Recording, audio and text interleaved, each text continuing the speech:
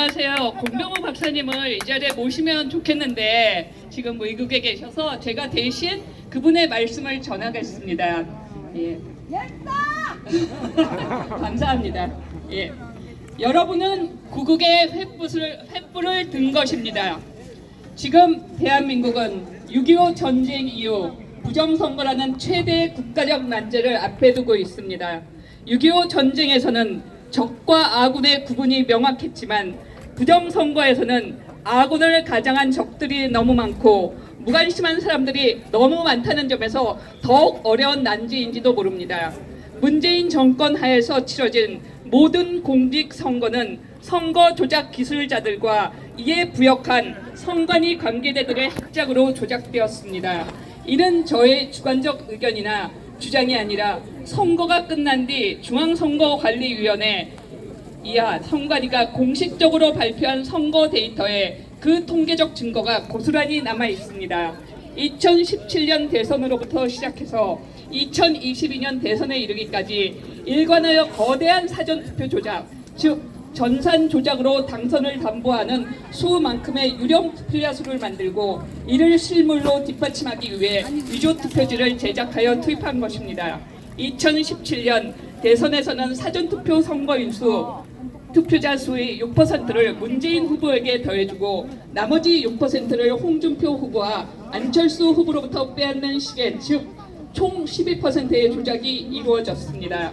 같은 방식으로 2018년 지방선거에서는 총 20%, 2020년 총선에서는 총 25%의 조작이 이루어졌고 이번 2022년 상구 대선에서는 총 20%의 조작이 이루어졌습니다.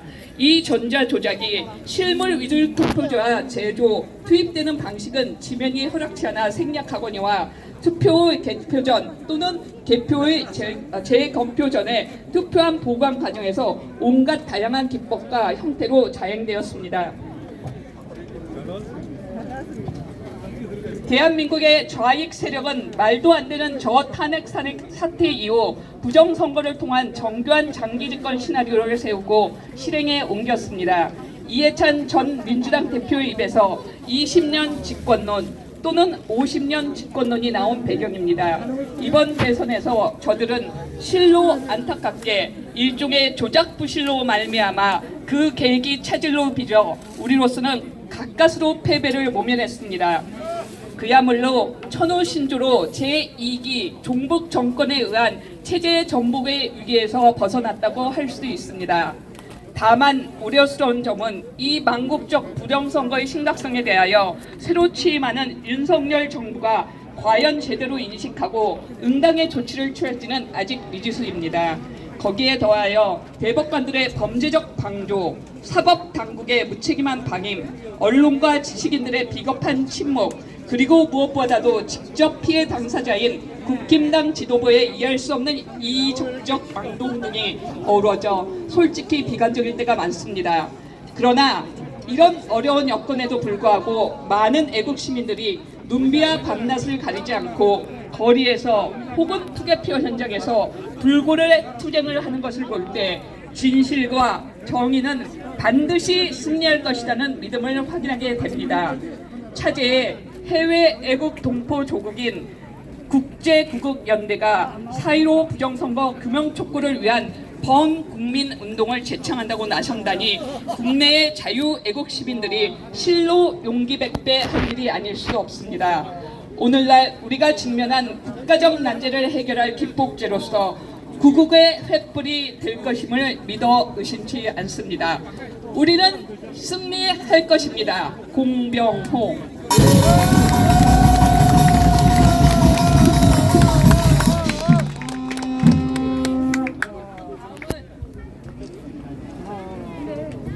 다음은 국제구국연대 Save Korea Alliance International.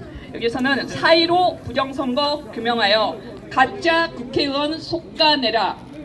상구 대선에서 윤석열 후보가 대통령에 당선된 것을 충심으로 환영한다.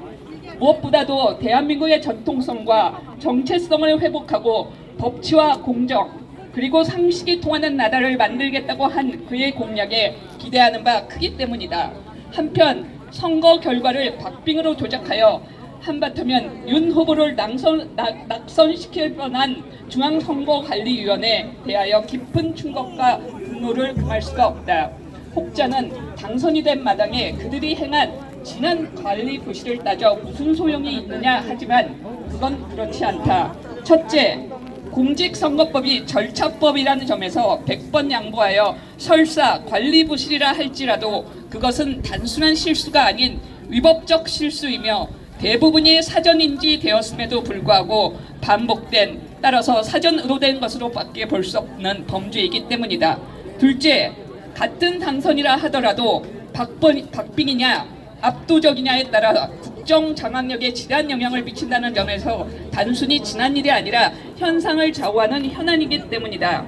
같은 맥락에서 지난 2020년에 자행된 4.15 부정선거는 그 결과로서 만들어진 상당수의 가짜 국회의원들에게 의해 지금도 입법 권력이 점검되고 있다. 더욱 어이없는 일은 이들 가짜 국회의원들이 입법 권력을 이용하여 현재 검찰이 가지고 있는 선거 범죄를 비롯한 소위 6대 범죄에 대한 수사권을 완전 박탈하려고 한다는 점이다. 그야말로 적반하장이 아닐 수 없다. 그런가 하면 법치의 최후보라고 일컫는 대법원은 선거 무효 소송의 피고인인 선관위와 한통속이 되어 재판을 불법적으로 마냥 지연하는가 하면 심지어 증거인멸 또는 은폐를 방조 내지 공모하고 있다.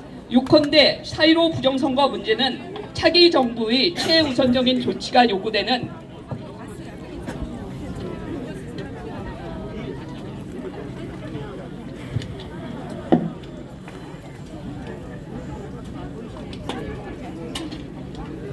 그리하여 시급히 가짜 국회의원들을 속아내야 할 현안인 것이다.